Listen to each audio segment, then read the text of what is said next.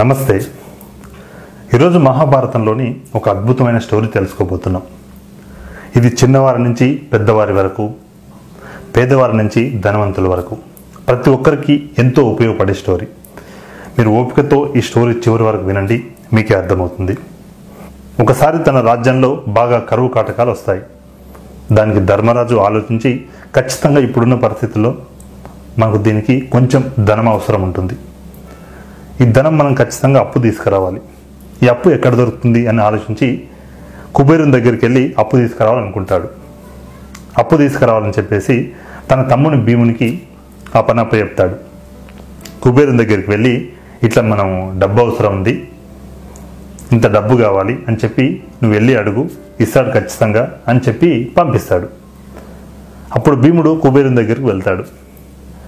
కుబేరుని దగ్గరికి వెళ్ళినప్పుడు అక్కడ కుబేరుడు తన రాజ్యంలో ఒడ్లు కళ్ళంలో కొడుతుంటే, ఒడ్లు మామూలుగా వరిచే నుంచి ఒరిగింజలు వేరు చేస్తారు కదా, ఆ వేరు చేస్తూ ఉంటే ఆ ఒరిగింజలు కొన్ని అక్కడక్కడ ఒక్కొక్క ఒరిగింజ ఎగిరి బయటపడుతుంటుంది.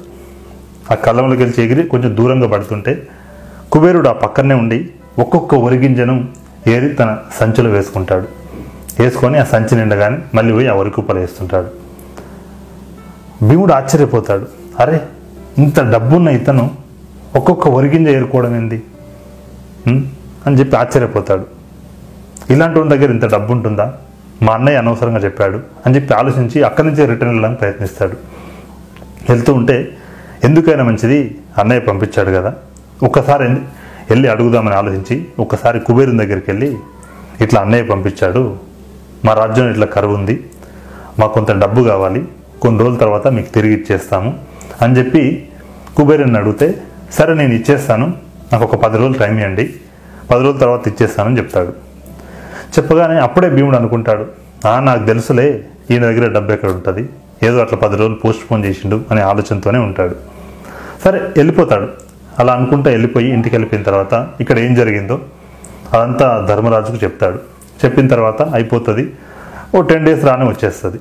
ఈ 10 డేస్ అయిపోయిన తర్వాత ధర్మరాజు మళ్ళీ తన తమ్ముడైన భీముడిని కుబేరుని దగ్గరికి పంపిస్తాడు. ఈసారి బండి తీసుకొని వస్తాడు, ఎందుకంటే ధనం చాలా పెద్ద మొత్తంలో ధనం అవసరం ఉంటుంది. ఓ బండి నిండా నింపుకొని పోవాలని బండి తీసుకొని వస్తాడు. బండి తీసుకొని వచ్చిన తర్వాత కుబేరుని దగ్గరికి వెళ్ళి ఇట్లా ఇస్తున్నారు కదా, ఏమైంది అని అడిగితే సరే అని చెప్పేసి తను ఎంతైతే ధనం అడిగారో ఆ ధనాన్ని మొత్తం కూడా తను తెచ్చుకున్న బండిలో నింపి రెడీగా చేసి పెడతాడు. పెట్టగానే ఒకేసారి అక్కడ భారీ వర్షం సంభవిస్తుంది. ఎంత భారీ వర్షం అంటే కనీసం మనం వెళ్ళే పరిస్థితి ఉండదు, రోడ్లన్నీ నీళ్లతో నిండిపోతాయి. ఖచ్చితంగా ఈ డబ్బు తన రాజ్యానికి తీసుకెళ్ళాలి, అది ఇప్పట్లో వర్షం ఆగే పరిస్థితి కూడా ఉండదు అని చెప్పి భీముడు ఆలోచిస్తూ ఉంటాడు. ఆలోచిస్తూ ఉంటే అప్పుడు కుబేరుడు ఏం చేస్తాడంటే తన రాజ్యంలో ఒడ్లు బస్తాలు ఉంటాయి, ఆ ఒడ్లన్నీ తీసి రోడ్డే ఇస్తాడు. కొద్ది దూరం వరకు ఎక్కడైతే వెళ్ళడానికి ఇబ్బందిగా ఉంటుందో అంతవరకు ఆ రోడ్డు మీద మొత్తం ఒడ్లు నేలపాలు రోడ్డు మీద పోసి మంచి రోడ్డు వేపిస్తాడు. రోడ్డు వేయించి ఆ ఒడ్లపైన మీరు వెళ్ళండి అని చెప్పి రోడ్డు వేసి భీముడిని పంపిస్తాడు. పంపిస్తే భీముడు ఆశ్చర్యపోతాడు. అక్కడి నుంచి తన రాజ్యానికి వెళ్ళేంత వరకు ఆలోచిస్తూనే ఉంటాడు. అరే, కళ్ళం బయట ఒక్కొక్క ఒరిగింజ బయటపడితే ఒక్కొక్క ఒరిగింజను కూడా వదిలిపెట్టకుండా తీసుకొని మళ్ళీ తీసి సంచులు వేసుకొని అక్కడి నుంచి వెళ్ళి మళ్ళీ కుప్ప మీద వేసిండు. ఒక్క ఒరిగింజ కూడా వేస్ట్ కానీ కూడా అంత జాగ్రత్తగా ఉన్న వ్యక్తి నా కోసం ఒకేసారి అన్ని బస్తాల ఒడ్లు తెచ్చి రోడ్డు మీద పోయడం ఏంటి అని చెప్పి తనకి నిద్ర పట్టదు. ఇక నిద్ర పట్టక ఆ రోజు అట్లే రాత్రంతా అట్లే ఆలోచిస్తూ కూర్చుంటాడు.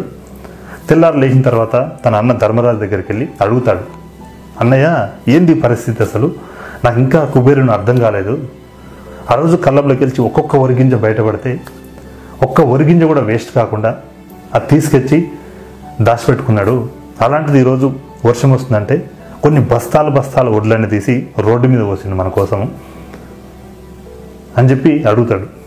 అడిగితే అక్కడ ధర్మరాజు చెప్పేసి మాట ఒకటే, అక్కడ అంతేరా, కుబేరుడు అంటే అదే మరి, ఎందుకంటే అవసరమైన చోట ఎంతైనా ఖర్చు పెడతాడు, అవసరం లేని చోట ఒక చిన్న ఒరిగింజను కూడా వదిలిపెట్టాడు అని. సో దీంట్లో ఈ స్టోరీలో మనం తెలుసుకోవాల్సిన విషయం కూడా అంతే. అవసరమైన చోట 10 లక్షలకైనా ఆలోచించకండి, ₹1,00,000 ఆలోచించకండి, కానీ అనవసరమైన చోట ఒక్క రూపాయి కూడా ఖర్చు పెట్టకూడదని ఈ స్టోరీ మనకు చెప్తుంది. చాలామంది మన జీవితంలో చూస్తూ ఉంటాం, మన మిత్రులు, మన సహచరులు, మనకు తెలిసిన వాళ్ళు నెలకు 10,000 సంపాదించే వాళ్ళ దగ్గర నుంచి నెలకు 10 లక్షలు సంపాదించే వాళ్ళు కూడా చాలామంది ఉంటారు మనకు తెలిసిన వాళ్ళలో. 10,000 రూపాయలు సంపాదించే వాడికి నెలకు 2,000 మిగులుతాయి. 10 లక్షలు సంపాదించే వాడికి నెలకు 2 లక్షలు అప్పు అవుతుంది. ఇది ఎలా సాధ్యం అంటే ఇదే మనీ మేనేజ్మెంట్. ఈ విషయాలు తెలిసి ఉండాలి ఖచ్చితంగా. సో ఈ స్టోరీ మీ అందరికీ నచ్చింది అనుకుంటున్నాను. ఖచ్చితంగా అందరికి షేర్ చేయండి. ప్రతి ఒక్కరికి ఇది హెల్ప్ అవుతుందని అనుకుంటున్నాను. Thank you.